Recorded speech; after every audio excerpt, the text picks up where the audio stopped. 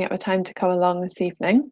My name is Fiona Shaw from the Improving Gender Balance and Equalities team in Education Scotland, and I'm joined here today by Melissa Dunn from West Lothian Council.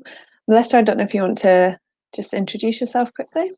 Yes, hello, my name is Melissa Dunn and I have a role as a Health and Wellbeing Development Officer within the authority, but also a class teacher. So hello, I'm going to switch my camera off now, but I just wanted to introduce myself and look forward to the chat today. Thanks, Fiona. Thank you. Also joining me, as Mary said, is my colleague Jennifer Hodson, so she'll be helping with the chat and sharing any relevant links in the chat pane. Her username isn't her actual name, it's Peace Rocks My World, so keep a lookout for that and any links that are being shared. So thank you to both of you. We'll also make a note of all the links to send to you after the webinar, as well as the recording, but as we go through, please feel free to copy and paste those most relevant to you. So I'm going to do the same thing just now and turn my camera off so that you can focus on the presentation.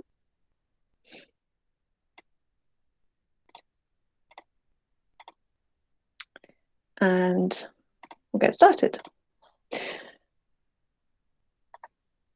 So a couple of protocols. Hopefully if you've attended something like this before, you'll be familiar with it, but just in case, please keep your microphone turned off during the session, and this will just prevent any background noise and interference.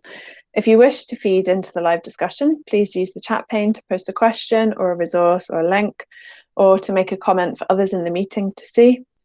If you lose connection, please don't panic and just pop back in following the instructions in the email that you received. Also, the session will run like a webinar. So it'll have a presentation laying out some of the pedagogy anecdotes and discussion points, and you will all have something valuable to contribute, and everyone's invited to share their experiences, thoughts, resources, questions and worries. And as I said, please feel free to do that through the chat pane. So a quick outline of the session and the key themes. I'm going to provide you with a brief introduction what improving gender balance and equalities is. Why is equitable access to outdoor learning important at both a policy and an individual level? And it's quite a packed webinar today, so we're going to try and get through these sort of 5 parts. First one, looking at outdoor spaces and access, then participation, self-efficacy, contexts and role models, and finishing at 4:30 today. So, who are we? For those of you who don't already know us, we're a team working with school clusters to explore and assess interventions to address gender imbalances in participation, curricular preferences, learner pathways at every stage. So our aims are up here on the screen around challenging gender stereotypes and addressing our own unconscious bias, as well as promoting whole establishment approaches. So the overarching aim you see slightly separated here is around improving gender balance and subject uptake and learner pathways. And research strongly suggests that there isn't an inherent difference between girls and boys, and this therefore shouldn't limit their interests, capabilities or ambitions. And yet we recognise that subject choice and many subsequent work and life choices are highly gendered, and there are inherent barriers to all young people accessing the same opportunities. While young people should not be coerced into making any particular decisions, adopting the attitude that young people are able to choose what they want will not necessarily counteract that problem. And those of you who have an early learning and childcare background or work at early level will probably recognise this image from Realising the Ambition, but I think it just illustrates the principle of equity in an important way. Why is it important to ensure equitable access to outdoor learning? So I suppose to truly ensure equitable access and therefore to have a positive impact on learning, successes and achievements, it's thinking about that whole establishment approach again. So equality is treating everybody the same, and equity is ensuring you give people what they need to achieve. And although we would like to be providing equality of opportunity, making sure everyone is allowed the same opportunities to get there will involve us recognising that not everyone is starting off in the same place, and different people need different things to get there. This applies to a range of characteristics: gender, which we'll talk about today, but also race, age, disability, socioeconomic status, etc. So in terms of taking that whole establishment approach, we're looking to apply the principle of equity to approaching outdoor learning.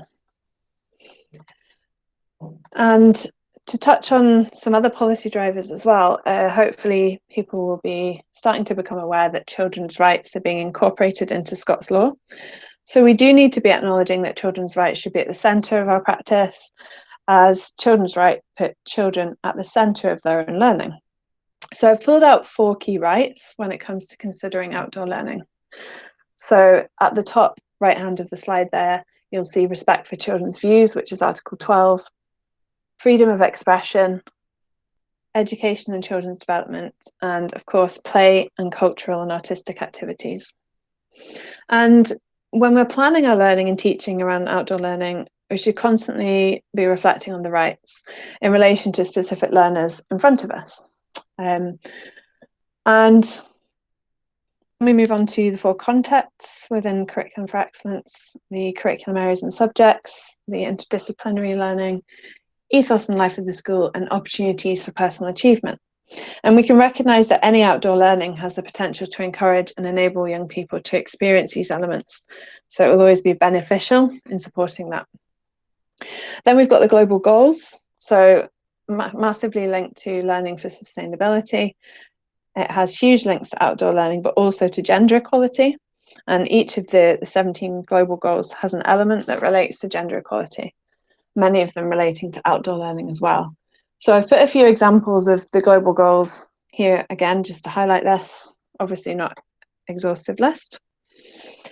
And then finally, obviously thinking about tying that back to how good is our school, how good is our early learning childcare, how good is that our CLD, community learning and development, and in particular the links to quality indicator around ensuring well-being, equity and inclusion.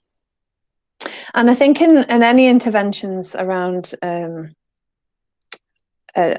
gender balance and outdoor learning and any sort of classroom interventions, many of you will be familiar, I'm sure, with this kind of way of working. So it forms part of that everyday informal teaching practice. We try something, reflect on whether it works, tweak it, try out the new solution and try again. And I think as we're going through the webinar today, just thinking about this cycle, you know, identifying what the problem is or the barrier might be, considering how you might solve it, putting it into action, and then critically reflecting on the impact of that action with regards to mitigating the barrier. So part of today will be a little bit interactive, and the first thing I would like you to do is just have a think about any barriers in relation to gender, or what barriers you think in relation to gender around accessing outdoor learning. So my colleague has posted the link into the chat pane. If you haven't already, can I just get you to complete that? And I'm hoping I can pull up people's thoughts on this. And also I'm hoping that throughout today we can cover some of this, some of the barriers that you're thinking about. Just give a couple of seconds. I'm going to stop sharing my PowerPoint and try and pull up the Menti screen.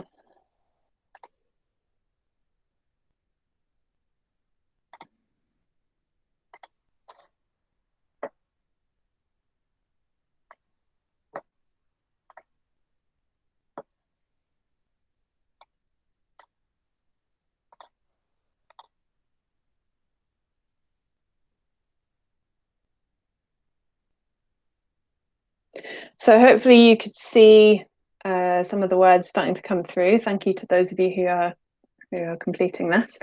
Now what Menti does is it makes the words or the things that are said more commonly bigger. So I think most of the words are kind of a similar size just now, but we might start to see some words becoming bigger as more people enter. So we've got lots of stuff here about stereotypes and perception, and certainly we'll be touching on this today, and I can see attitudes being quite a common one as well. Role models, outside being in a male space, periods definitely, and getting dirty. So it's really great actually to see a lot of the things that people are thinking about. Hopefully we've got something that touches on that throughout the session today. So and I think it just shows that we're all maybe experiencing similar things with regards to this as well. So thank you very much for those of you who completed that. I'm going to stop sharing that just now and pop the PowerPoint back up. And hopefully that was also useful for you to see sort of the fact that other people are maybe thinking similar things in terms of barriers.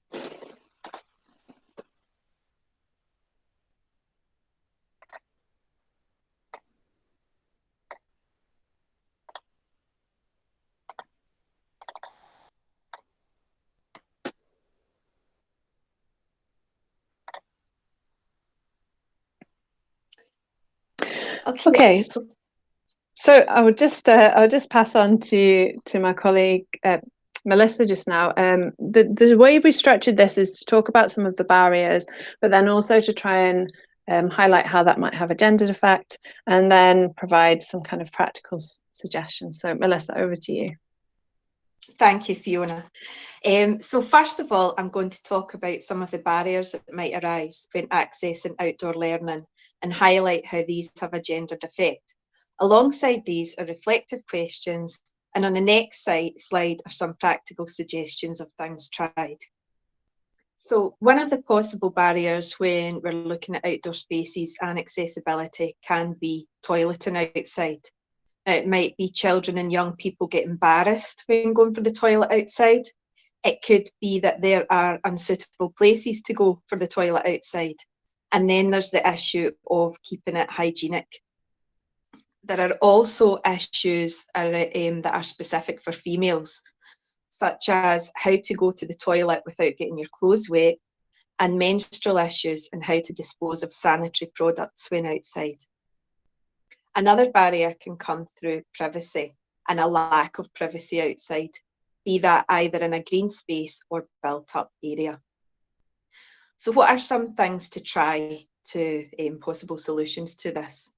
So depending on where you are going and how long you will be out for, I've found that reminding all young people to go for the toilet before going out of school is good practice. However, if you're out in the local community, then it may be that you can access public toilets. If you're not out in the local community and you're out in a forest or another wild space, then there is a wild toileting guide, and I'm sure that's been posted on the chat. This has been adapted from the Scottish Access Code and gives a comprehensive overview of safe and sustainable procedures when wild toileting. Now, there's a squat toilet and disposable of sanitary products. Now, there are guides available online, but for girls especially, emphasising the need to pull your bottoms and pants far enough out so as not to get them wet if you're doing the toilet is important. You may want to demonstrate this using a toy model or by adding on a couple of extra layers and demonstrating it yourself. Now, I know it might seem embarrassing to some, but it helps to break down the taboo cycle of discussing the difficulties for girls in toileting outside. Always treat sanitary towels and tampons in line with disposing of other blood-soiled products. You would never bury these items. You double wrap them in a sealed plastic bag and take them back to school for the correct disposal. Now, having this discussion with girls before going out and leaving a supply of bags and a bin to collect used material in is advisable. Another solution is a windbreaker or pop-up toilet. Now, a windbreaker is a great, inexpensive resource that can provide privacy for toileting outside. In my experience, kids are quite curious about it at first, and they may just go in for a look. But after becoming familiar with it, they use it when needed. Again, you would need to follow a good wild toileting guide here. Now, pop-up toilets are readily available, and I know that many elks use them, but it's not something I've actually used when out and about with pupils myself.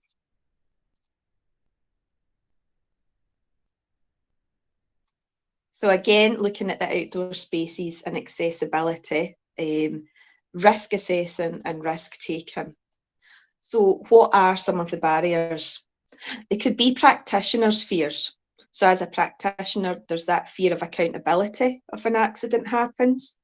There's a fear of serious injury for children or adults you're out with. And then there can be a lack of confidence in what sort of activities to do with young people so that they can experience risk. Another barrier can be the young people's fears, their fear of getting hurt, a fear of getting dirty, or a fear of doing things wrong if working outside is something they're not particularly used to. Then we have parent or carer fears. Again, that can be fear of injury to a child or young person. It may be that they've had a bad experience from their own childhood and this is projected onto their children. Or there's a fear of clothing being damaged or dirty when working outdoors. Another barrier can be equipment. So what can you use? And in these times of COVID, what are the safe procedures that are in place? Then there's the risk assessments themselves. So who does them and where can you go for guidance? So some possible solutions.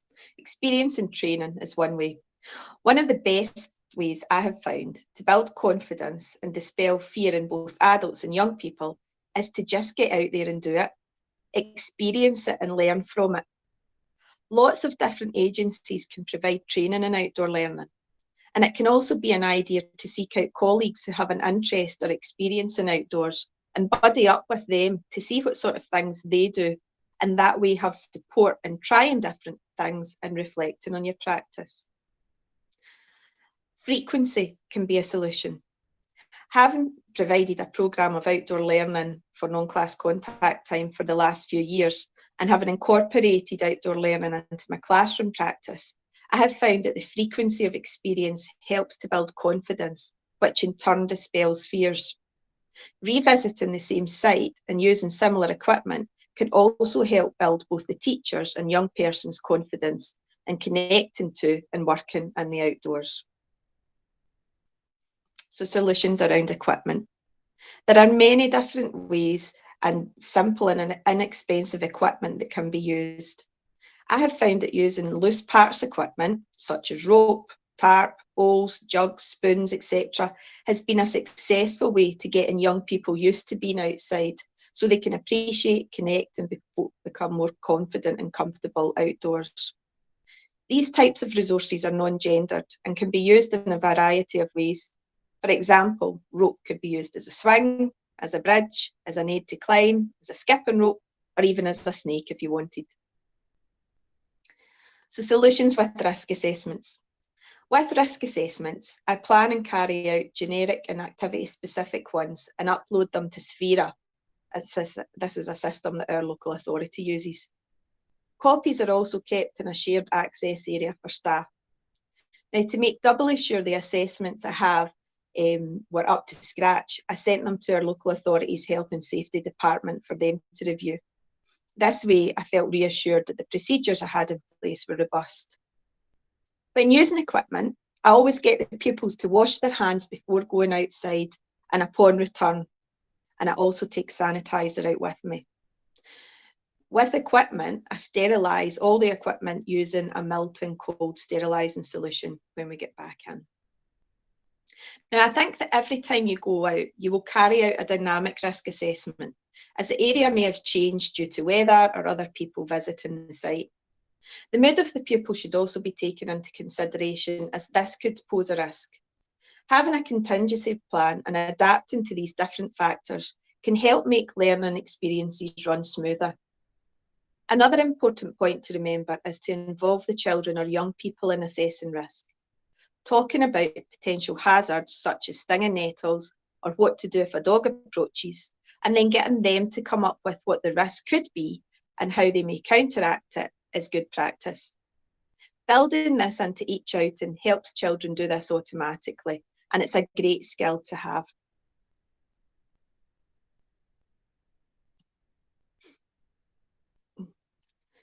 So outdoor spaces, what are the issues around clothing and footwear? or the barriers? Well, unsuitable clothing, that may be skirts, because they can show your underwear, having canvas shoes or trainers, they get easily wet. Wearing ankle socks, you've got a higher risk of being jagged or scratched. Not having enough layers or warm clothes, you can get cold. No sun protection or hats in warm weather, you could risk being burned or getting heat stroke, though sometimes chance would be a fine thing in Scotland. Or pupils and young people coming in expensive or designing clothing, there can be the fear of that getting dirty or torn. So another barrier here can be parent or carer attitudes.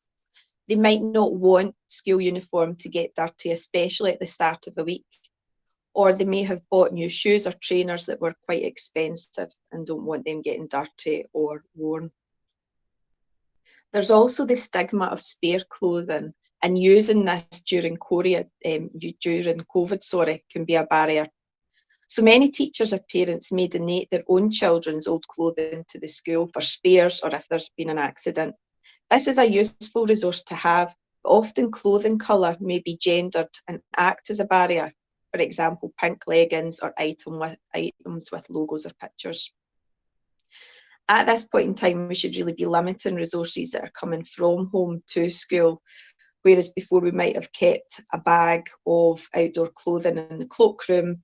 We're trying not to bring too much in, especially extra bags, etc.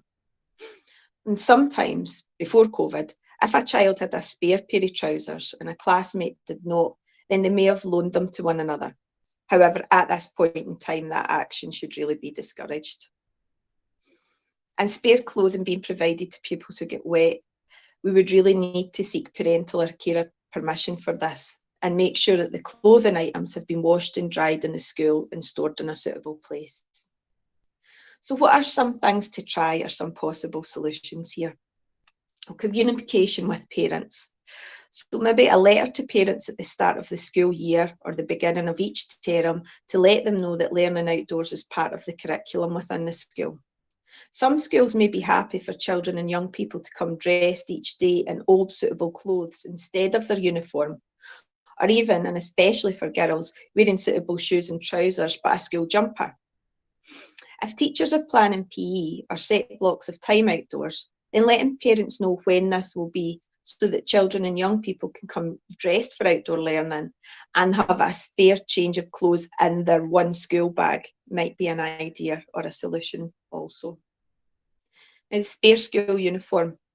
Having a bank of spare school uniform as a change of clothing is an idea or a solution. This way pupils are kept the same in terms of what they're wearing.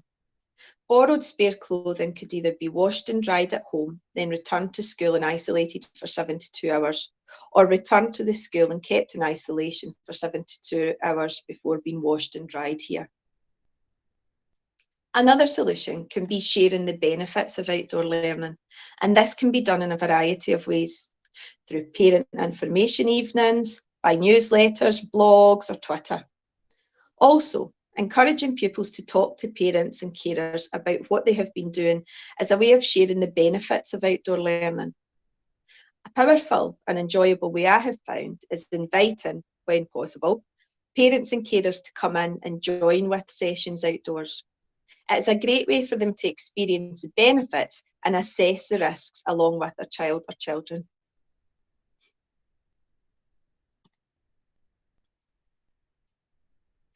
So outdoor spaces and accessibility. I'll hand over to Fiona here. Thanks, Melissa.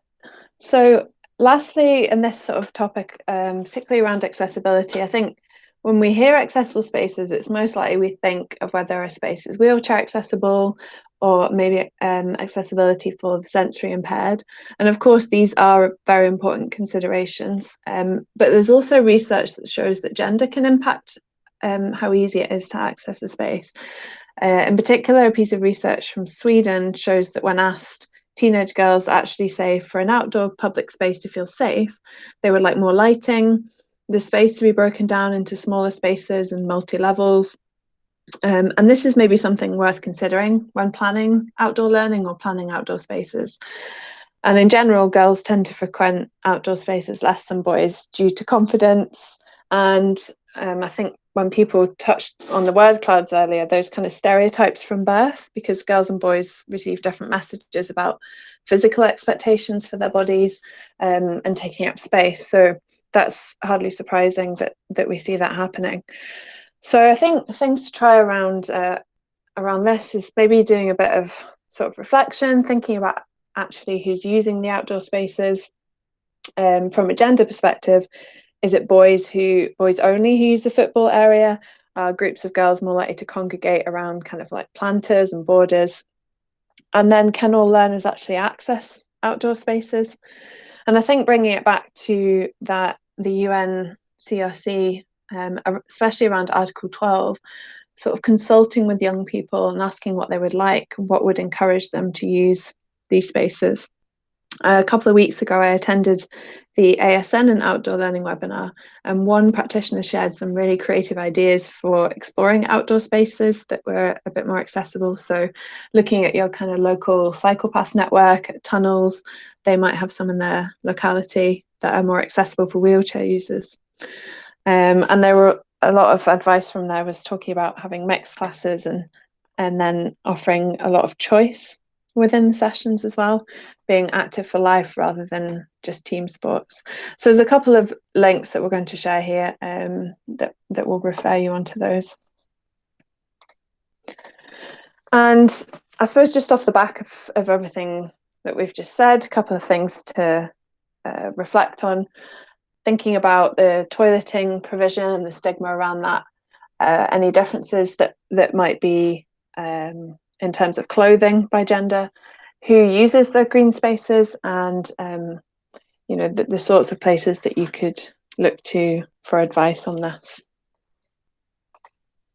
So moving on to the next part, participation, I'm going to I'll hand back to Melissa in a second, but first of all, just to sort of talk about the issue. We obviously touched on risk taking already, but I think it's important to think about that from a gender perspective as well. So from birth, girls told to be compliant and observe the rules, and this might actually initially lead to less risk taking, but as Melissa might talk about in her class, she observed that girls actually develop confidence, but it tends to take more time. So that kind of lack of early exposure to outdoors at a young age might not potentially supply girls with the skills and confidence to seek out and enjoy these skills later in life. And I think that can then contribute to those feelings of self-doubt and fear that many girls and women are taught in association with the outdoors. And I think the societal messages as well about bodies and body confidence. There is research that shows among girls over 14, more than a third said that they felt insecure, hated other people watching them, and were self-conscious about their bodies. And I suppose it's just thinking about that in terms of them going outside and enjoying being active in that way. So I'll hand over back to Melissa. Thanks, Fiona. So thinking about that, what are some possible solutions when we're looking at risk-taking and confidence? I think one of the things that we touched on before is speaking to the children and young people about managing risk and self-risk assessing. Also think about using the same resources, so providing resources like TARPs that are open-ended and not necessarily gendered helps with risk-taking. Encouraging, as I've said before, the children to assess and manage risk as an important skill. So it may be things like, okay, you can climb a tree as long as you can get down from it and aren't damaging any of the branches. Or posing a question, if you see a patch of stinging nettles, what's the best thing to do there? And children are usually very good at coming up with ways to keep safe. As Fiona spoke about before, especially for girls, it may be an idea to start off by going to a low-risk, safe environment. And even time-wise, start small. It could be 10 to 15 minutes a day and then initially extend it. Also, regular visits to the same place so that young people know where they're going, they know what's there, and keeping the equipment the same each time is a solution, and that can help with confidence. And it might be initially a case of girl-only activities to mitigate the low confidence. And activities should provide minimum risk initially to build up the confidence. So if learners are reluctant, you could maybe try some things like taking objects from inside, outside. For example, tiles leading from the inside to the outside. That can be used as a scaffold to getting them outdoors. Or what works for learners indoors and use it outdoors. Or you may want to pick a specific symbol that makes it clear that outdoor learning is happening. You can also do that in reverse by bringing some outdoor objects indoors, such as paddles, tarps, or ropes, etc. The routine is important here in building up confidence. So keeping clothes in the same place, maybe using the same door, making it clear what will happen and setting clear boundaries. Also, looking at small achievements. So starting off on a slope, a small hilltop, these types of things can help build confidence and manage risk. And I think another potential issue around participation is actually the perception of who goes outdoors and why. And again, I think that cropped up when we completed the word cloud earlier. So it could be perceived that those who have behavioural issues get to go outside a lot more, and that this is rewarding bad behaviour. And outdoor learning could be seen as punishment, as though for those who are perhaps unable to settle in class tend to be selected to do it more. And research shows that this is more likely to be boys. And whilst understanding the need for targeted support around nurture, for example, I'm sure I don't need to convince you of the benefits of outdoor learning for all children. So the perception that it might be rewarding bad behaviour could act as a barrier unless it's carefully challenged and explained with all stakeholders. And it could also mean other children view it this way too, and a potential reluctance to take part. So possible things to try. Again, just thinking about who is actually chosen for outdoor activity and thinking about the perception that could be giving. There could be that staff and parent view that bad behaviour is being rewarded. And anecdotally, establishments have had to do quite a bit of work to overcome this, kind of focusing on that equity versus equality aspect, providing children with what they need rather than treating everyone the same. And again, I think just making all stakeholders clear of that rationale. Also considering whether the groups chosen reinforce a stereotype. So is it mostly boys who are chosen because of behaviour in class? And I think outlining the benefits to children of all genders. So the fact that the engagement can improve academic achievement, improve motor skills, mental health, also in behaviour and attendance rate, and that kind of sense of belonging and involvement in the community. And I touched on mental health there, but again, I think the benefits of the outdoors for mental health are many and wide-ranging, but it can also act as a prevention for poor mental health if used early enough. But if not, thinking about the levels of anxiety in adolescence, poor mental health actually becomes a barrier itself to engaging. And thinking back to what I said earlier about girls' self-confidence, not wanting to be physical, for example. And for boys, it can be a safe way for them to explore and express their emotions. Again, not being able to is a significant contributor to poor mental health when they're older. So I think discussing how it could be a barrier, maybe using the knowledge that girls have lower self-confidence when it comes to being physical, and the knowledge that for boys, outdoor learning can be a safe way for them to explore and express their emotions, to plan sessions. Also, this can ensure that different needs are being catered for and that there is that variety in experiences provided. As Melissa said, also allowing those low risk opportunities to develop confidence and also provide opportunities to develop emotional literacy, amongst others. So a couple of reflective questions for that section, thinking about what messages might be unwittingly communicated about who is allowed and or expected to take more risks.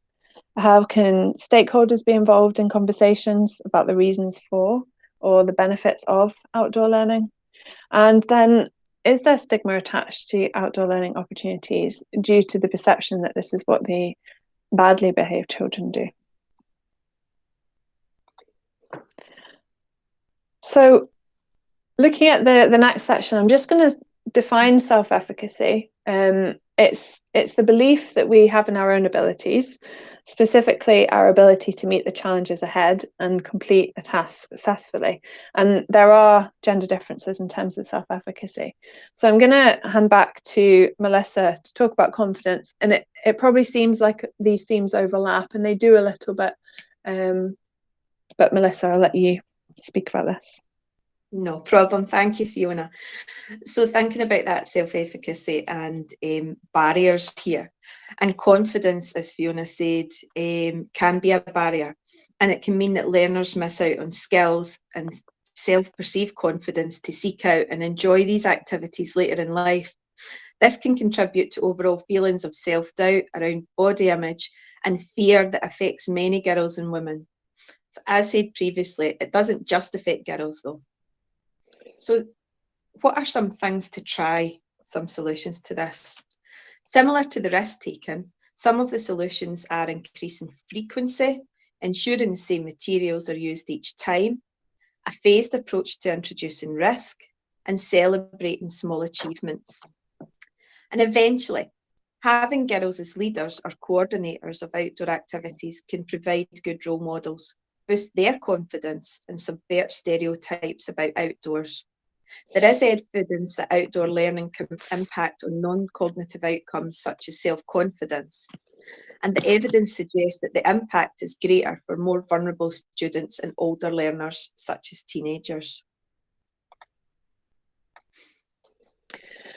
So thinking now about the peer pressure and stigma and how that can influence self-efficacy. And I think that the pressure to look good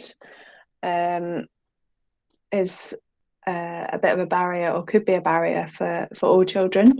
And, you know, anecdotally, the age at which children are starting to care about what they look like is getting younger. So, Melissa, I'm going to hand back to you to talk about something you've tried. No problem. So a possible solution is something within our local authority. We have been looking at how our learners learn and how we can better enable this. We are looking at a set of values and principles based around the concept of agility. And in doing this, we hope to provide greater opportunities for learners to lead and be motivated by learning, build upon and use transferable skills, embrace digital technology, and take ownership of what they learn, where they learn, and how they learn. So in trying to become more agile, a colleague and I adopted and developed a programme based around, it was a guide for teachers and pupils around the theme of community. Here, a problem was posed and young people used the guide as a support to move forward in whatever direction they wanted to with their learning. They worked in mixed gender groups through a process that had 4 stages. This involved a launch and learn, a create and revise, and a share and reflect process. Working through this process, all learners had a say in what direction the learning went. Some had similar areas of focus, but a different planned outcome. Motivation and engagement was high as the learning was directed by the learners with the teachers as a guide or support, though this often involved us turning the question back to the pupils if they came up to us to ask for things. I'm just going to hand back to Fiona. Thank you. And I think it's interesting to hear that, and having that problem-based learning approach and that team effort can just make sure everybody's kind of on that level playing field, I suppose. But also part of that could be around combating gendered messaging from society about appearance and having discussions around this. And that kind of brings me on to the next potential barrier, which is that misalignment with self-identity. And I've mentioned earlier the fact that this starts at a very early age. Children start to absorb and receive gendered messages about what they can and can't do, how they should act, and then expectations around these. And for girls, it's largely based on looking nice and being compliant. For boys, the stereotypes are largely around doing things, being great, and displaying strengths. And research shows that by the age of 6, girls think that boys are better than them. And all of this can feed into a developing self-identity that doesn't necessarily align with being outdoorsy. And this can be further compounded by the fact that outdoors has historically been male dominated, and also by mothers' fears about the outdoors and exercise. Coming back to that idea that women are worried about being judged on their appearance during exercise, whether they might be appearing too good or not good enough, but also feeling that guilt about spending time exercising or being outdoors instead of being with children. So those messages are coming from lots of different areas here. And I think, again, it's quite an open possible solution, but creating those opportunities to discuss stereotypes in relation to the outdoors, you know, who enjoys it, is it a space for girls, boys, or everybody, and why is it a space for those people? So I'm going to share a video which might be useful for stimulating a discussion around that. And you could also use books as a stimulus, so finding books where characters go exploring, trying reversing the pronouns, or asking what would happen if the characters were another gender. And again, just a few reflective questions around that area. So how could factors such as what they're wearing or family awareness be contributing to confidence? What actions could be taken to address that kind of peer pressure or stigma? And how can gender stereotypes and bias be addressed more widely?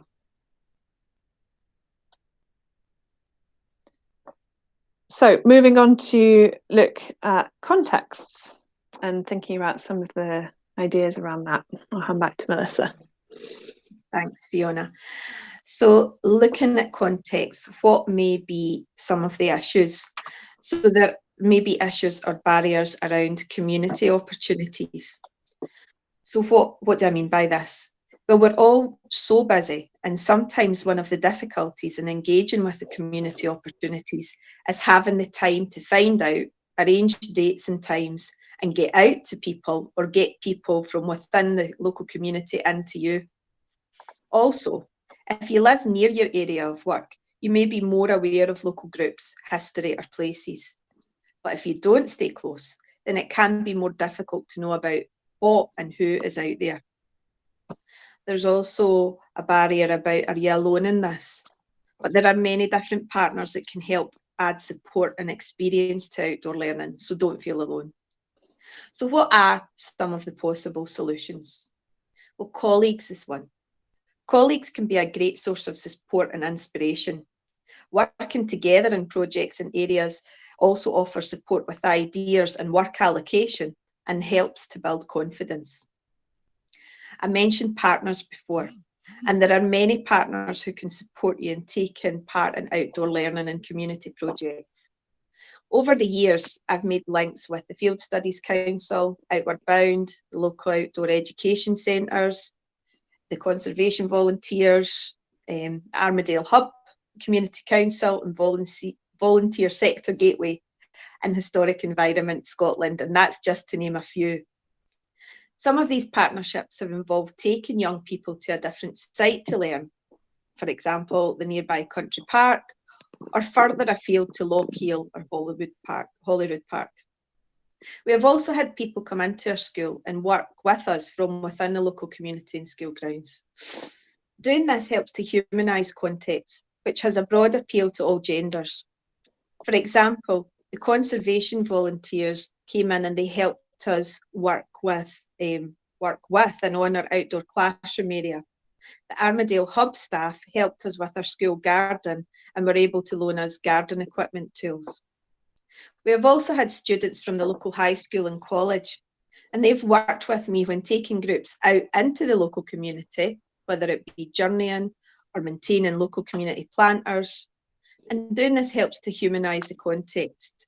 These partners can also work as role models for children and young people. So solutions about time to find partners. So in West Lothian, one of our local authority webpage, they know all the local groups and clubs in each area, and they have their contact details there, which is useful. Also asking the young people and their parents and carers if they know of any local groups within the community is a good idea. And there's also the Education Scotland website that can signpost you to national partners and agencies. Thanks, Melissa. So another area I think is around wording and images, either used in sort of advertising or presentation boards. And representation matters. So if it's only one type of child, whether that be a specific gender, ethnicity, ability, etc., is shown on images relating to outdoor activity, then they're less likely to be able to imagine themselves doing it. So potentially less likely to do it, or less likely to align with their self-identity, as discussed previously. So as Melissa's already said, there is evidence that humanising the context can create a broader appeal. Thinking about the reasons why young people might want to access, and then using this information to choose examples that are easily relatable by all learners, and maybe things or images and wording examples that promote atypical male or female hobbies or interests. So one thing to try could be to audit the images across the whole resource, or trying a simple tally to establish whether a diverse range of children or people are represented. And trying to sort of ensure those images positively promote non-gender stereotypical colours and activities. And again, my colleagues sharing a link around further guidance on this. And children, I think the last part of this section is around the development of explicit skills. So self-selection out of things can potentially be a barrier here, but also even within the same task, children may interpret tasks differently and develop different skills at different times. So there might be certain skills that they could be missing out on. For example, if boys are choosing to build a den, they might be developing their spatial awareness skills, whereas a group of girls might be splashing in puddles, developing their coordination skills. So how can we ensure that all children access and develop all skills? And I suppose possible solutions, thinking back to the research from the beginning about early stereotyping, can actually often mean that girls miss out on spatial awareness skills. And from a young age, boys are sort of treated differently. That kind of more rough and tumble play, that stereotype about being strong, can miss out on empathy or those connection skills. So reviewing those skills gaps or considering those skills gaps by gender can be one way to help focus that, and then trial ways to weave in those explicit skills that might be underdeveloped by particular learners. There have been a number of webinars in this series that might have examples on that. So literacy in the outdoors, numeracy in the outdoors, and there's also the forest schools that provide information about explicit skill development. So again, just thinking about those reflective questions for this section, what community opportunities are available to provide humanising context or raise awareness of local jobs, or local outdoor jobs? How inclusive are the images and wording used to promote outdoor activities? And that kind of idea around targeted support, but ensuring children of all genders have the opportunity to access all skills. So another bit of an interactive one. We're going to move on to role models, but it would be great if you could post or think of an idea of an outdoor related role model. And as I said before, it's completely anonymous. And what I'll do is I'll share any ideas people have, and then we'll have a look at this section.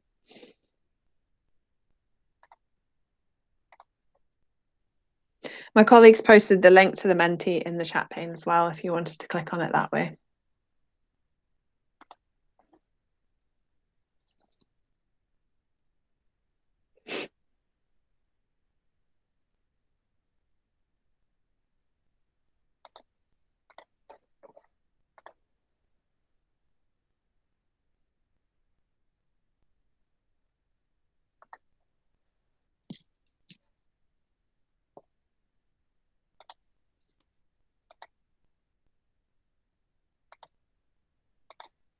So I'm just about to share the window that has your entries coming in.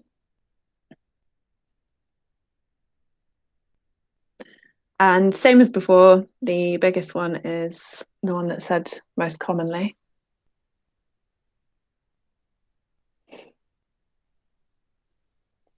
I like how we've got Bear Grylls and then anyone but Bear Grylls.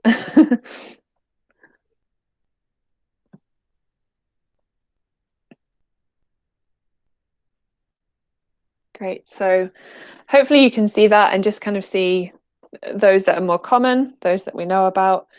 And I suppose it's interesting here that we've got Bear Grylls as the biggest one, because I think hopefully we'll touch on that over the next few slides. So I'm just going to stop sharing that. Thanks again to everybody who contributed.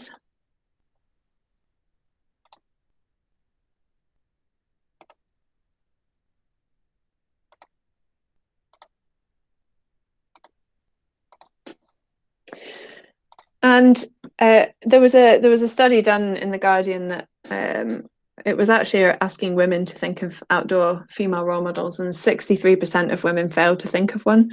And 6 in 10 women said that men's outdoor pursuits were taken more seriously. And I suppose what was great about the word cloud we just generated was that there was lots of women in those.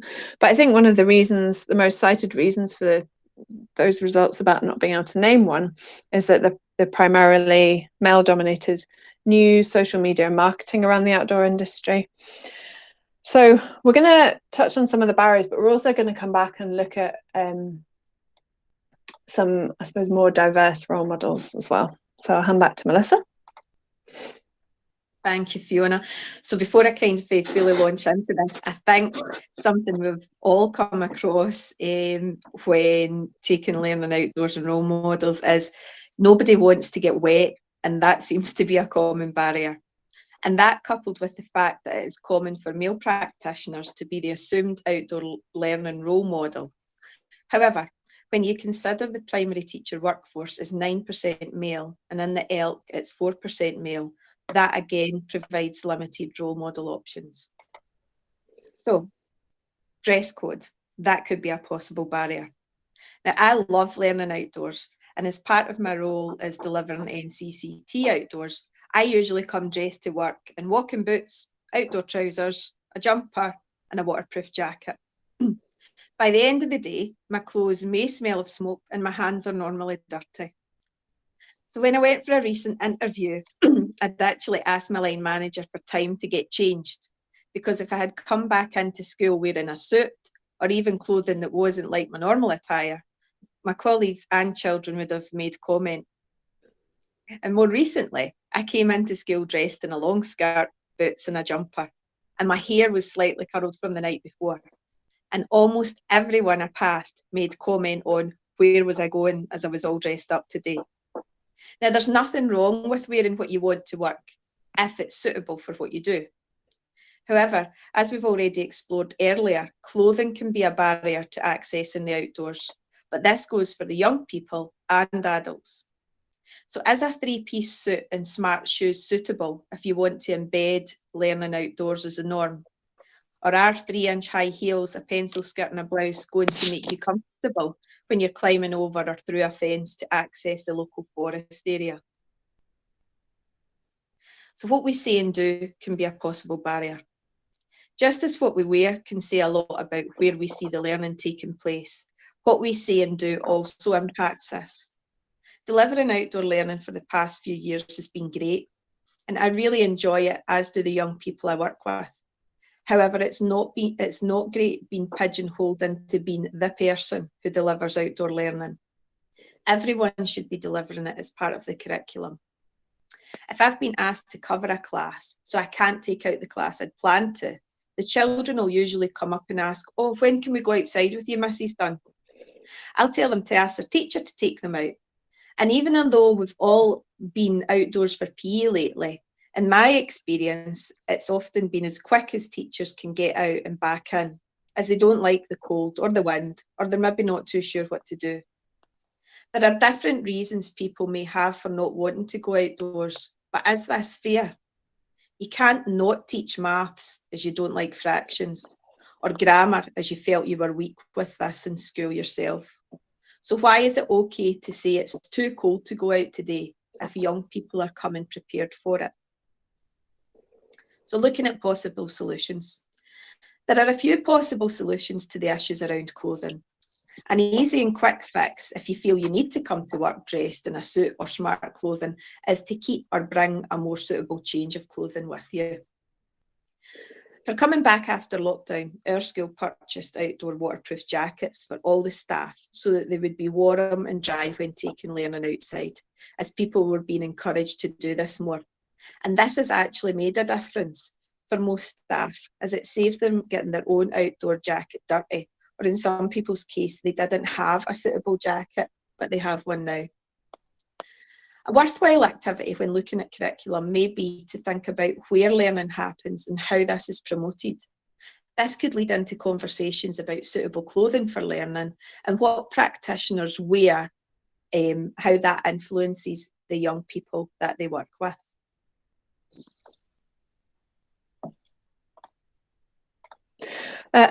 Before I move on to the next bit, I just wanted to highlight as well, my colleague Jan has posted, it is likely that we're going to run over a little bit, so apologies for that. We are going to continue on because we're recording the session, but if you have commitments, please don't feel like you need to stay. We will email the link and you can watch the recording afterwards. So one of the other things around role models comes from some Sport England research. So this showed that mothers have a greater influence on their children's activity levels compared to fathers. But we do know from the previous slides that women worry about being judged on their appearance during and after exercise. And I think all of those previous points can highlight multiple things that could get in the way of them essentially being role models in that sense. So I think something to try, sort of reflecting on whether or not more mothers could be involved in outdoor activities, and if relevant, involve them in planning, speak to them about their own barriers to being outdoors, and eventually, you know, when that confidence is there, potentially inviting them to lead sessions. And I think this slide here relates back to some of the role models that people entered before, and the potential issue, I think, with some of the obvious role models associated with the outdoors, the men who are portrayed as strong, tough, no nonsense, physically very fit. They're usually also white and able-bodied, and then that perception becomes that it is a male-dominated sphere and physically not seen as a space for women and girls. Certainly it could be off-putting for any young person who doesn't feel they fit into these categories. In this case, boys feeling the pressure to look like them and providing unrealistic role models, and also failing to provide relatable and representative options for girls. So finding out who children currently list as their outdoor learning role model, are there any groups in here that are underrepresented? Do your learners see outdoors as a white, able-bodied and male pursuit? And I suppose it's just trying to find more ways to introduce children to more diverse role models. So what we've got on the next slide here is just a couple of suggestions of ones that we've come across. I'm sure there'll be lots of examples in addition to the one that people shared in the Menti as well. So please feel free to share any others. This list definitely isn't exhaustive, just a few ideas. But I think when we start to think about it, you can consider more diverse role models, and I suppose bringing those into this sphere as well. And my colleagues posted the links to a couple of these. So reflective questions for this section. How could the role models children are currently exposed to be diversified? Unpicking that stereotype again, so having those discussions about what it means to be outdoorsy. And coming back to what Melissa was talking about, and what ways could teachers act as positive outdoor role models, plus thinking what other sources of influence might children be exposed to. So I suppose all those society messages from YouTube or vloggers, TikTok, etc., but also films, TV, those kind of more generic ones. So I've realised that we've thrown a lot of information at you this afternoon, so thank you very much for bearing with us. We're just going to kind of summarise some of the points here around what we've touched on. I think, you know, the main gender differences that we see are down to a very complex interplay of self-identity, of the context that are used, role models, and those barriers to access that we discussed at the start. And hopefully you've picked up from today's some possible solutions, particularly around getting out children as often as possible, starting as young as possible. And I think there does tend to be a bit of reversal by the time children are going into adolescence. So it's almost like starting again with that frequency. Thinking about open-ended resources that aren't gendered but are accessible, actually planning with those barriers in mind that we've discussed, and talking to children, as we mentioned, about the UN Convention on the Rights of the Child, unpacking stereotypes through discussion, and where relevant, having those girl or female-led outdoor activities. And one of the things I maybe haven't touched on a huge amount, but is reflecting our unconscious bias. I think a few people listed that as a barrier at the beginning as well. So obviously we are a little bit over time. If people have questions, please feel free to ask. After the recording, we're more than happy to stay and chat and answer those for you.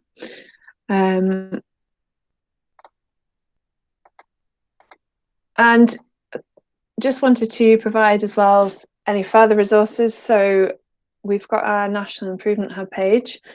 It has an introduction guide to gender stereotypes. Although not related directly to the outdoors, it might help with some of the suggestions we've made today.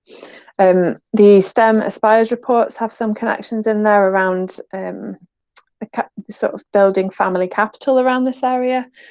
We've got a blog, and thinking about outdoor learning, obviously in relation to STEM, there's a connection there. So there's some resources. The professional learning page from Education Scotland has a module there, teaching learning outdoors. And then there's a couple of links for the Forestry and Land and the Central Scotland Green Network. So again, my colleague Jen's posted those in the chat pane. I'm going to hand over to Mary just now to talk through future learning opportunities. That's great, Fiona. Just to say, folks, thanks very much for your time this afternoon. We've got lots of kind of further opportunities for professional learning. The link at the top takes you to the summary page, and that's kind of lots of signposts from that one, including to the Wakelet that we have signposted there as well. If you haven't spotted it, there's a 2-hour module available, and I noticed that somebody from SAPO was on the call, so that's a really good free opportunity provided by SAPO for professional learning. And then there's several webinars there that we've already provided, and the links are there, and obviously the link for today's will be available too. But we'd be really keen to hear from you, to have your thoughts fed into what else you would like to see in terms of professional learning and linked outdoor learning. So feel free to get in touch. And I think Mark's going to say a few words as well. So I can hand over to Mark. That'd be great. Thanks, Fiona. Thanks, Mary. Yeah, just there is a final question there from me in Blackwell about involving parents. Don't know if you've seen that, Jen or Fiona or Melissa. Yep, just replying the now to text. Thanks, Jen. That's great. Yeah, just from me and Mary in particular, just really want to thank Fiona, Jen, and Melissa for really informative and really quite in-depth session there. I thought it was really, really interesting. It's given me quite a few things to think about as well, actually, when I'm thinking about the further webinars that we're going to be delivering next year in particular. So that was great. Just, yeah, as I say, on behalf of me and Mary, we'd just really like to thank you guys for a great webinar there. I'd also just finally like to thank everyone for coming along today. I hope you guys have found that informative and useful as well. And as Jen says there, we have had a session about gender and family engagement. Jen will be able to support a wee bit more with that. And if there's anything else, you can get in touch with us through the STEM Nation email address that the comms has came out to you for this session. So that's all we have for you today. Mary will now stop recording, and I hope you have a very nice